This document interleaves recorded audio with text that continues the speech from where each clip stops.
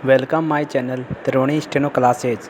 आज का dictation start होगा 3 सेकंड बाद। स्टार्ट।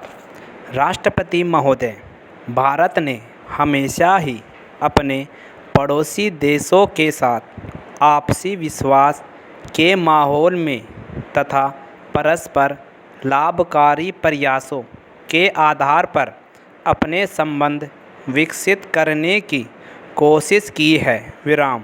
दुर्भाग्यवश हाल ही में जो घटनाएं घटी हैं उनसे एक पड़ोसी देश के साथ विश्वास पर आधारित संबंधों पर बुरा असर पड़ा है। हमारा दृष्टिकोण व्यवहारिक है। हमें विश्वास है कि परिपक्व राष्ट्रों को आपसी मतभेदों का स्थायी एवं व्यवहारिक हल केवल शांतिपूर्ण और द्विपक्षीय बातचीत के जरिए ही ढूंढना चाहिए। अंतर्राष्ट्रीय संबंधों में आक्रामक बल प्रयोग का अब कोई स्थान नहीं है। पैरा।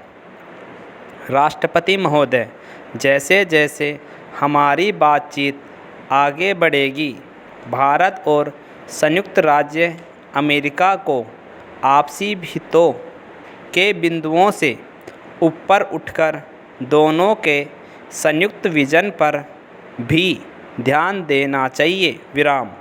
जिस वक्तव्य पर हमने कल हस्ताक्षर किए हैं वह इस दिशा में पहला कदम है। हमें अपने बीच मित्रता का एक जीवंत और अनूठा उदाहरण पेश करना चाहिए। आज लाखों भारतीय संयुक्त राज्य अमेरिका में रह रहे हैं। आपके देश ने उन्हें अपनी क्षमताओं को पहचानने का मौका दिया है। इसके बदले वे हर एक क्षेत्र में आपके देश की प्रगति में योगदान दे रहे हैं। यह सहभागिता सरकारों पर निर्भर नहीं है।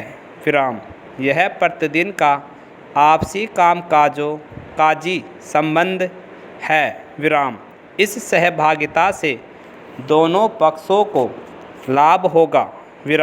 यह भी संतोष की बात है कि दोनों देशों ने अंतर्राष्ट्रीय सुरक्षा के एक अन्य महत्वपूर्ण पहलू के समाधान हेतु सहयोग देना शुरू कर दिया है। पैरा।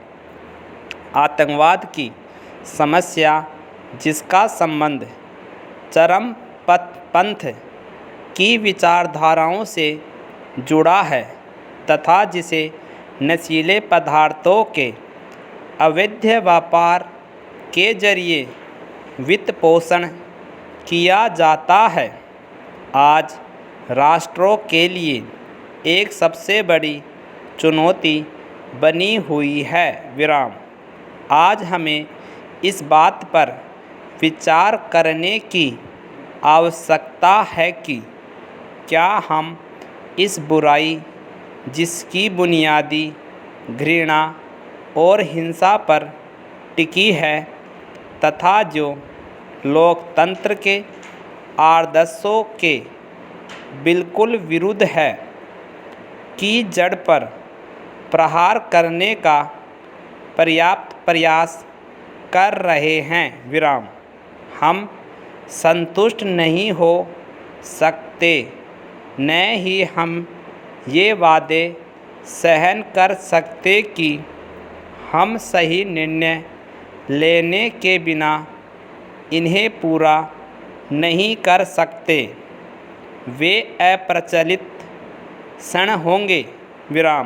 जनता हमसे कार्य की आशा करती है, मुझसे ऐसा करने की आशा रखते हैं तथा वे आपसे भी ऐसा करने की आशा करते हैं।